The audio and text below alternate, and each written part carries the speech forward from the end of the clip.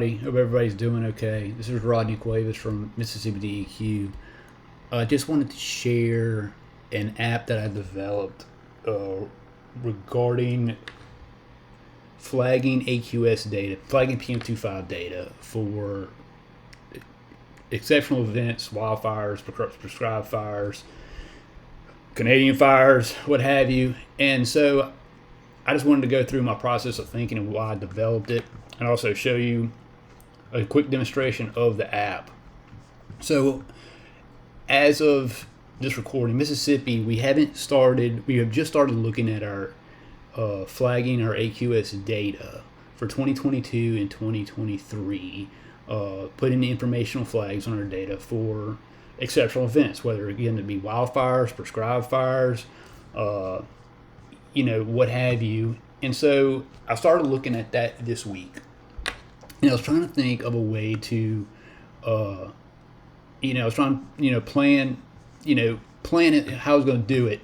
So what I was typically was going to do was just use Air Tech and look at the HMS Smoke for all 2022 and all 2023. Look at the three categories of HMS Smoke: light, medium, and heavy, each day, and look at the PM25 values.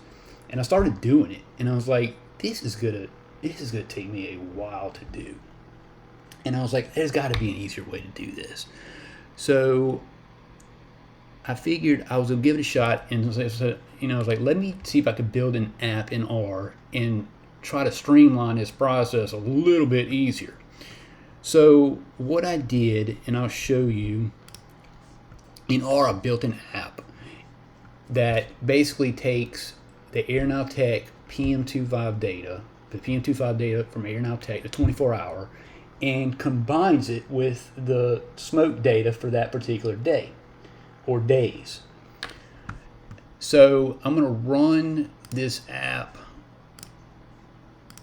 real fast and show you. So I just titled it PM25 and HMS Smoke data analysis. So the first part of this app, it's collecting PM25 from Air Tech. So I'll show you 2023. I'm going to do August because I know that there's smoke data. There's smoke data all of 2023. But basically, the whole continental U.S. was smoked most of 2023, but I'll pick all August 2023, the August 1st through, let's say, August 20th. Okay, so just for time constraints. So I'm going to download the data, and in the lower right here, you can see where the app is pulling data from it's actually from files.airnowtech, the files, the FTP site. So it's pulling the data from AirNowTech, the PM25, and it produces a nice table here. The default is Canada. Don't know why, but it defaults to Canada. So the state code, I give you options here on where you can choose the state code. For instance, I'm going to do Mississippi, which ours is 28. And it gives you a nice table here of data from August 1st to August 20th. The PM25, the 24-hour PM25 values here.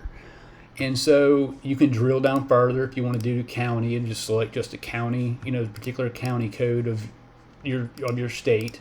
Or if you just want to do, a site ID, you can do that. So after you pull the data from AirNowTech, we need to get the HMS Smoke data. So I give you an option. You can process. You can select which ones or all three. So in this case, I'm just go ahead and select all three. So let's pull the HMS Smoke data. So it's going to pull the HMS Smoke data from the HMS site. And what this is doing is taking the KML file from the HMS site and is extracting the smoke intensity from the KML file to with the assigned date. And it takes a minute when it's pulling this data. I tested it. I did 2 years, and it took a little while. Again, not pull the AirNowTech data, but the HMS Smoke data. It does take a minute. Just for the 20 days, it'll take 45 seconds to a minute here, just pulling, that data. And I also had built an app. If there's no smoke on days, it just overlooks it. It just skips the days with no smoke.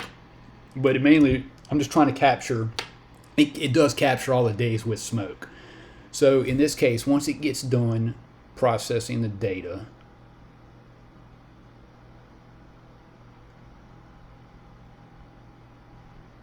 okay, it gets done processing the HMS Smoke data. It's going to combine the smoke data with the associated site. So let's say the smoke intensity, it was heavy at Cleveland. It says heavy. So I said, well, let's test this out and let's see. So let's see on the 18th. I just want to, because I like to verify.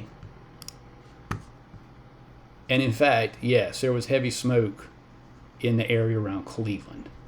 So, and also there was, and on the night, let's look at the 19th too. Also on the 19th, yes, definitely heavy smoke.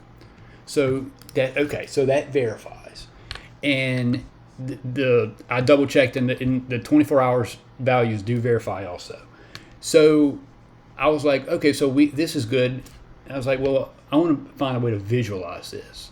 So I created HMS plots, and you click this drop down, and let's say we can take Hernando, and it'll plot the first 20 days for Hernando, August 1st through August 20th, and it plots. What this does is it takes a 24-hour 25 value and overlays what the smoke was on that day for Hernando. So in fact, the 19th was heavy, as we can see in this here. It was heavy, and so yes, so that verifies.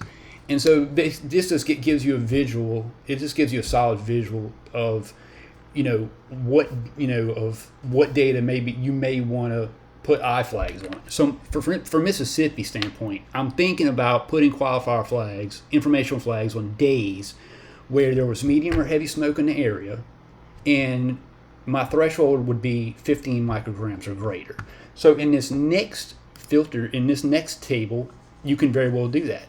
You can set the threshold at whatever you want, set the smoke intensity if you want to just include heavy, if you just want to include medium, and it will select the dates with 15 micrograms or higher for those dates and smoke intensity for those 20 days.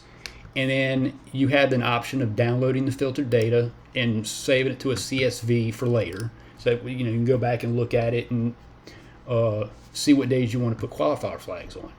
So that, I know this was a very quick introduction to this app, but I figured this app, at least for me, it would be a lot easier using this than going each and every day in in Aeronaut Tech Navigator and just going through every day. It would take a while versus doing it in bulk, whether you want to do a month or a year or however you want to do it, and then viewing the data. And you can also, in this plot, you can plot multiple sites if you want, and it'll give you each site, and then it's just a very good visual. And then for filtered data, again, you can just select it, whatever your threshold is. This app is currently on my GitHub page, and this just describes how to run the app.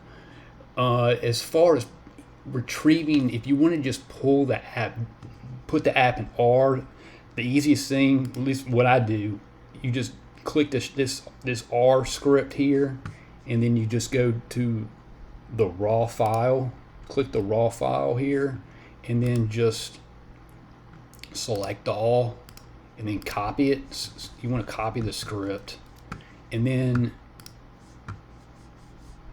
you can just go into the R. If you're familiar with RStudio, go into RStudio. I'm going to stop this. I'm going to stop the app, and then generate a new R script, and paste the script into RStudio, and you can save it. Just save the script, and then I'm just going to save it as HMS Smoke. Let's see, PM. We'll just leave it at that. Save it, and then once it's saved, you can run the app, and it'll run the app for you. And then you'll be able to use it. On my GitHub page, I have my email address down at the bottom. If anybody has any questions or anything related to the app, or need help getting the app started, more than welcome to email me, and I'll help you where I can.